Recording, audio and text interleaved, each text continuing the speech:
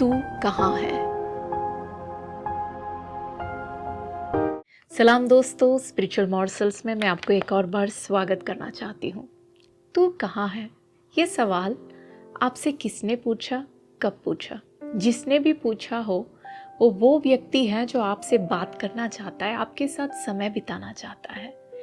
Bible का पहला पुस्तक उत्पत्ति के पुस्तक के 3 अध्याय के 9वें आयत में हम देखते हैं, परमेश्वर इंसान से, आदमी से पूछता है, तू कहाँ है। इसका जो भूमिका है वो इस प्रकार है कि इंसान पाप करता है और परमेश्वर से दूर हो जाता है और उसके अंदर उसे एहसास होता है कि मैं अब प्रभु से दूर हो गया हूँ। अब मैं कैसे परमेश्वर के सामने जाऊँगा, मैं कैसे उसकी ओर देखूँगा। तो उसे ऐसे लगता है कि अब मैं परमेश्वर के पास नहीं जा सकता। वो परमेश्वर से डरता है। और उसके 8वें आयत में हम ऐसे पढ़ते हैं कि जब परमेश्वर उस वाटिका में चलते फिरने की जो आवाज़ है, परमेश्वर का शब्द जब वो सुनता है, वो डर के मारे वृक्षों के बीच में जाके परमेश्वर से छिपता है। लेकिन ध्यान हमें इस बात पर देना है, इस बात पर हमें गौर करना है कि परमेश्वर पूछता है, आदम, हे इंसान, तू कहाँ है? तू क्यों छिप रहा है मुझसे? तू क्यों मेरे पास नहीं आया? तूने मुझसे क्यों नहीं कहा कि तू गिर गया? तूने मुझसे क्यों नहीं सच बताया कि तूने पाप किया? तू क्यों छिप रहा है मुझसे, दूर और दूर क्यों जा रहा है? मेरे प्रिय भाई और बहनों, जब हम पाप करते हैं, जब हम गिरते हैं, हमें ऐसे लगता है कि मैं कैसे परमेश्वर के पास जाऊंगा, अब तो मैं बहुत दूर हो चुका हूँ। और हम आदम के समान परमेश्वर से छिपने की कोशिश करते हैं, डरते हैं। लेकिन परमेश्वर हमसे कहता है, मेरे बच्चे, तू मुझसे क्यों दूर जा रहा है? तू कहाँ है? तू क्यों नहीं आ रहा मेरे पास? तू आ और मुझसे सच बता कि तू कहाँ गिरा, कैसे गिरा।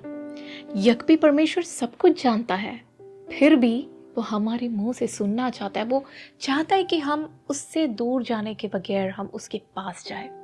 और जब आदम से जब परमेश्वर इस प्रकार पूछता है तो आदम सच बताता है। वो कहता है उसके 10वें आयत में कि मैं डर गया क्योंकि मैं नंगा था। वो कहता है कि परमेश्वर, मैंने पाप किया। और जब वो इस प्रकार सच कहता है, 7वें आयत में हम पढ़ते हैं कि जब आदम ने पाप किया और जब उसके आंखें खुल गई और जब उसे एहसास हुआ कि वो नंगा है, तो उसने और उसकी पत्नी ने दोनों ने मिलके अंजीर के पत्तों को जोड़कर अपने नग्नता को ढांकने की कोशिश करते हैं वो।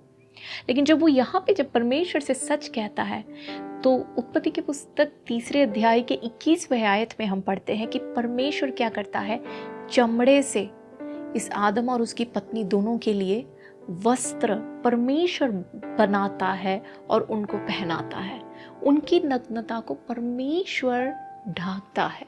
प्रभु कहता है, देख बच्चे, अंजीर के पत्तों से तू अपने परिश्रम से जो ढांकने की कोशिश करता है, एक दिन जरूर लोग तेरी गलती को देखेंगे। लेकिन यदि मैं तुझे ढांक दूं, यदि मैं तेरी गलती को ढांक दूं, तो कोई नहीं देखेगा।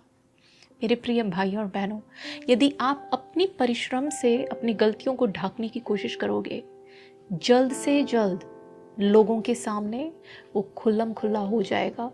लेकिन यदि आप परमेश्वर की ओर जाओगे, प्रभु से दूर जाने के बगैर जब उसके पास जाकर जब आप परमेश्वर से कहोगे, प्रभु मैंने गलती किया, प्रभु मैं गिर गया, प्रभु मैं नंगा हूँ, जब परमेश्वर के सामने समर्पण करोगे, तो प्रभु यीशु मसीह के लहू से परमेश्वर आपकी गलतियों को ढांक देगा। कोई उसको फिर नहीं देख पाएगा।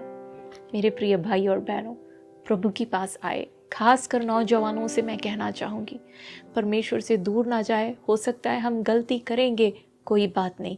यदि आप गिरे हुए हो इस वक्त, ये ना सोचे कि प्रभु आपको कबूल नहीं करेगा। परमेश्वर के पास जाइए, प्रभु को कहे कि हे पिता, मैंने गलती किया, मैं नंगा हूँ, मैं यहाँ गिरा।